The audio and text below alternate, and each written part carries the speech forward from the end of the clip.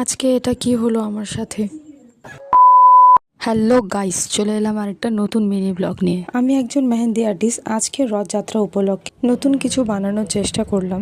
তো এই হলো আমার কাজ। কেমন লাগলো তোমাদেরকে জানাতে ভুলো না কিন্তু।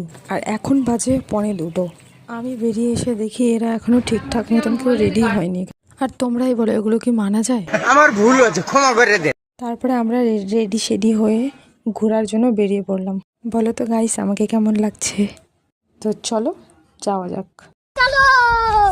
এই শয়তানটার জন্য তো আরো বিশেষ করে দেরি হয়েছে। তারপরে আমরা বেরিয়ে পড়েছি। দেখতেই পারছো কিরকম রোদটা। আমাদের যাওয়ার কথা ছিল 1টার দিকে, এখন বাজে 3:45। আমরা রথকে কি ছাইড়ে যাবো, রথই আমাদেরকে ছাইড়ে গেছে। আচ্ছা যাকগে, কেউ যেন বুঝতে না পারে যে রথ আমাদেরকে ছেড়ে গেছে।